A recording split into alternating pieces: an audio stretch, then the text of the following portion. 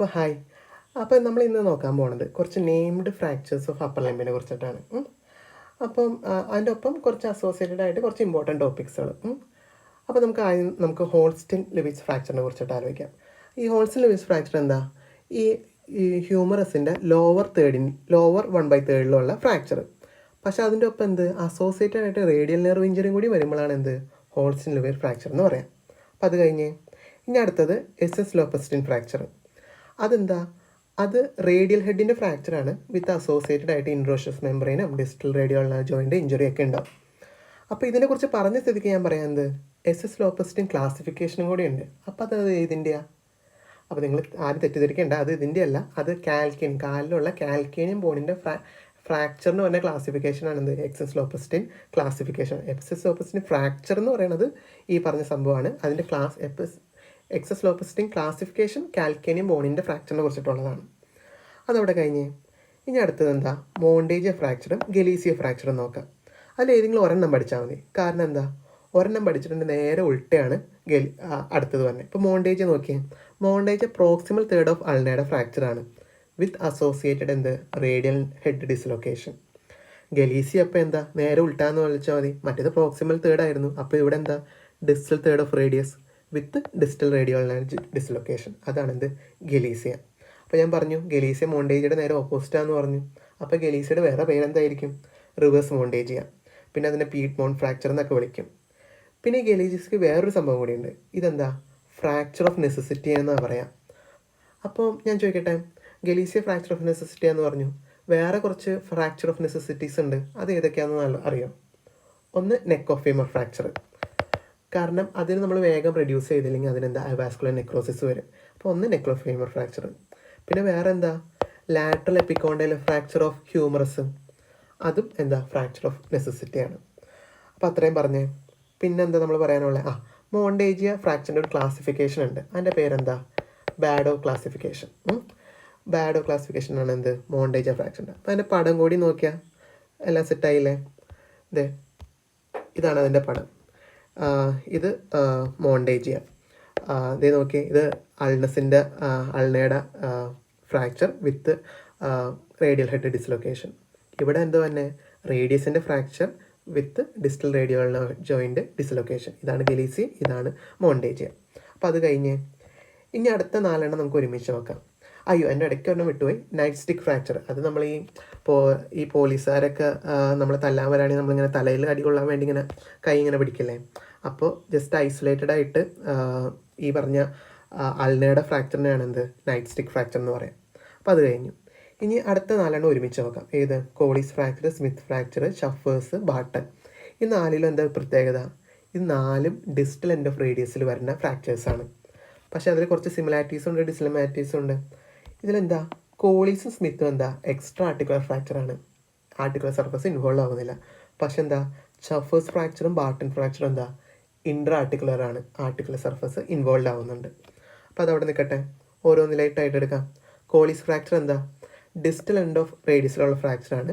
എന്നിട്ട് ആ fractured fragment dorsal displacement, ആ ഡിസ്റ്റൽ പോർഷൻ ഡോർസലി പോവുകയാണെങ്കിൽ അത് കോളീസ്, വെൻട്രലി പോവുകയാണെങ്കിൽ സ്മിത്ത് ഫ്രാക്ചർ. അപ്പോൾ ഞാൻ ചോദിക്കട്ടെ, ഈ കോളീസ് ഫ്രാക്ചറിൽ നിങ്ങൾ സ്ഥിരം കേട്ടിട്ടുള്ള ഡിഫോർമിറ്റി ഡിന്നർ ഫോക്ക് ഡിഫോർമിറ്റി. ശരിയാണ്. ഇനി അടുത്തത് സ്മിത്ത് ഫ്രാക്ചറിൽ വന്ന ഡിഫോർമിറ്റി ഗാർഡൻ സ്പേഡ് ഡിഫോർമിറ്റി. അത് കഴിഞ്ഞു. ഇനി ഒരു കാര്യം കൂടി പറഞ്ഞു നിർത്താം. കോളീസ് ഫ്രാക്ചറിൽ ഇരുന്ന കാസ്റ്റിൻ്റെ പേര് എങ്ങനെയാടാ? അല്ലെങ്കിൽ അതിൻ്റെ ആ കാസ്റ്റിൻ്റെ പേരെന്താ? Hand shaking cast. ആ ഒരു പൊസിഷനിലുള്ള കാസ്റ്റാണ്. ആദ്യം നമ്മൾ ട്രാക്ഷൻ കൊടുത്ത് പിന്നെ അതിനെ പാമ ഫ്ലെക്സ് ചെയ്ത് അൾന ഡീവിയേറ്റ് ചെയ്ത് POP ഇടാം.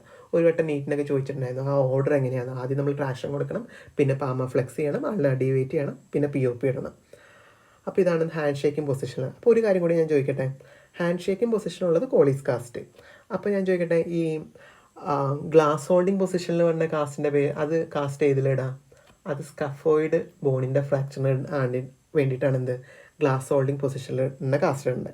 അപ്പോൾ അതോടെ കഴിഞ്ഞ് ഇനി അടുത്തതാണ് ഷഫേഴ്സ് ഫ്രാക്ചറും ബാട്ടൺ ഫ്രാക്ചറും. ഷഫേഴ്സ് ഫ്രാക്ചർ എന്ന് പറഞ്ഞാൽ ഈ പണ്ട് കാലത്ത് ഈ കാർ ഇങ്ങനെ നമ്മൾ ലിവർ വെച്ച് ഇങ്ങനെ തിരിക്കണം. അപ്പോൾ ആ ഡ്രൈവർക്ക് ഇങ്ങനെ വെച്ച് തിരിക്കുമ്പോൾ ആ ലിവർ ഒന്ന് കയ്യിലടിക്കും. അങ്ങനെ വരുമ്പോൾ ആ റേഡിയസിൻ്റെ സ്റ്റൈലോയിഡിന് ഇത് വരും.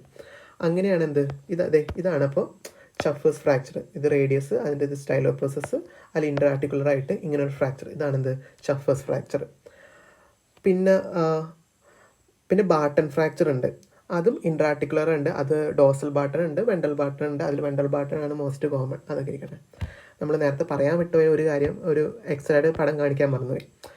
ഇതാണ് സ്മിത്ത് ഫ്രാക്ചർ, ഇതാണ് സ്മിത്ത് ഫ്രാക്ചർ, ഇതാണ് കോളിസ് ഫ്രാക്ചർ. ഈ ഫ്രാക്ചറായ ഫ്രാഗ്മെൻറ്റ് പിന്നിലോട്ട് ഡോർസലിയാണ് പോകണമെങ്കിൽ കോളിസ് ഫ്രാക്ചർ, വെൻട്രലിയാണ് പോകണമെങ്കിൽ സ്മിത്ത് ഫ്രാക്ചർ. അപ്പോൾ അത്രയും കാര്യം കഴിഞ്ഞ് ഇനി അടുത്ത 2 കാര്യങ്ങൾ ഒരുമിച്ച് നോക്കാം. ഏതാ? ബെനറ്റും റൊളാൻഡ്. ഈ രണ്ടിൻ്റെ പ്രത്യേകത എന്താ? ഇത് രണ്ടും ഫസ്റ്റ് മെറ്റാകാർപ്പലിൽ വന്ന ഫ്രാക്ചറാണ്. പക്ഷെ ബെനറ്റ് എന്താ? ജസ്റ്റ് ഒരു ഒബ്ലിക് ഫ്രാക്ചറാണ് ബെനറ്റ്. റൊളാൻഡോ ഫ്രാക്ചർ എന്താ? കമ്മ്യൂട്ടേറ്റഡ് എന്ന് വെച്ചാൽ കുരുകുരുന്നിങ്ങനെ. ഈ പടം നോക്കിയേ. ബെനറ്റ് എന്ന് പറഞ്ഞാൽ ജസ്റ്റ് ഒരു ഒബ്ലിക് ഫ്രാക്ചർ ഇങ്ങനെ. റൊളാൻഡോ ഫ്രാക്ചർ എന്ന് വെച്ചാൽ എന്താ? കമ്മ്യൂട്ടേറ്റഡ്. ഇത് മൊത്തം ഇങ്ങനെ പൊട്ടിപ്പോയി. അപ്പോൾ വേറൊരു കാര്യം കൂടി. അപ്പോൾ ഈ ടെൻഡൻ കണ്ടോ? APL tendon, abductor pollicis longus tendon. അപ്പോൾ അത് ഈ ബെനറ്റ് ഫ്രാക്ചറിന് ഇങ്ങനെ, ആ ഫ്രാക്ചറായ ഫ്രാഗ്മെൻറ്റ് ഇങ്ങനെ പിടിച്ച് വലിക്കും. അപ്പോൾ എന്താ? ആ ഫ്രാക്ചർ ഡിസ്പ്ലേസ്ഡ് ആവും. പക്ഷേ റൊളാൻഡോ നോക്കിയേ, ഈ സംഭവം മൊത്തം ഇങ്ങനെ കുനുകുനുവെന്നും അല്ല, കമ്മ്യൂട്ടേറ്റഡ് ഫ്രാക്ചർ ആയിട്ട് ഇരിക്കണേ. അപ്പോൾ ഈ അബ്ഡക്ടർ പോളിസിസ് ലോങ്കസിൻ്റെ ടെൻഡൻ വലിക്കുമ്പോൾ ഫ്രാക്ചർ ഏകദേശം അവിടെ തന്നെ നിൽക്കും. ജസ്റ്റ് ഒരു സ്മോൾ പോർഷൻ പോന്നാലേ ആയുള്ളൂ. അപ്പോൾ ഫ്രാക്ചർ എന്താ? അൺഡിസ്പ്ലേസ്ഡ് ഫ്രാക്ചറാണ്. അപ്പോൾ എന്താ? ബെനറ്റ് ഫ്രാക്ചർ ഡിസ്പ്ലേസ്ഡ് ഫ്രാക്ചറാണ്, റൊളാൻഡോ ഫ്രാക്ചർ അൺഡിസ്പ്ലേസ്ഡ് ആണ്. ഇതൊന്നും ഓർക്കണ്ട, ജസ്റ്റ് ഇങ്ങനെ ആലോചിക്കുക. നമ്മുടെ ക്രിസ്ത്യാനോ റൊണാൾഡോ, പുള്ളിക്കാരനെ നമുക്ക് അങ്ങനെ പെട്ടെന്നൊന്നും അങ്ങനെ ഡിസ്പ്ലേസ് ചെയ്യാനൊന്നും പറ്റില്ല. അപ്പോൾ Ronaldo undisplaced fracture, Bennett displaced fracture. രണ്ടും എന്തിൻ്റെയാണ്? ഫസ്റ്റ് മെറ്റാകാർപ്പലിൻ്റെ ഫ്രാക്ചറാണ്. ഇനി അത് രണ്ടും കഴിഞ്ഞ് ഇനി അവസാനത്തെ 2 കാര്യങ്ങളും കൂടി നോക്കാം. ഒന്ന് മാലറ്റ് ഫിംഗർ ഉണ്ട്, ഒന്ന് JC ഫിംഗർ ഉണ്ട്. മാലറ്റ് ഫിംഗർ എന്താ? ഹൈപ്പർ ഫ്ലെക്ഷൻ ഇഞ്ചുറി വരുമ്പോഴാണ്. എന്ന് വെച്ചാൽ ഇത് നോക്കിയടാ, ഇതാണ് മാലറ്റ് ഫിംഗർ എന്ന് വെച്ചാൽ എക്സ്റ്റൻസർ ഡിജിറ്റോറം ടെൻഡൻ ഹൈപ്പർ ഫ്ലെക്സ് ചെയ്ത് കഴിയുമ്പോൾ ഈ എക്സ്റ്റൻസർ ഡിജിറ്റോറം പൊട്ടിപ്പോവും. അപ്പോഴാണ് എന്ത്? മാലറ്റ് ഫിംഗറിന് തന്നെ. ഇനി അപ്പോൾ നേരെ ഓപ്പോസിറ്റാണ് ഇത് JC ഫിംഗർ. ഇതാണ് JC ഫിംഗർ. ഇതിലെന്താ? ഭയങ്കരമായിട്ട് നമ്മൾ ഹൈപ്പർ എക്സ്റ്റെൻഡ് ചെയ്യുമ്പോൾ ഈ ഫ്ലെക്സർ ടെൻഡൻ പൊട്ടിപ്പോവും. അതാണെന്ത്? JC finger.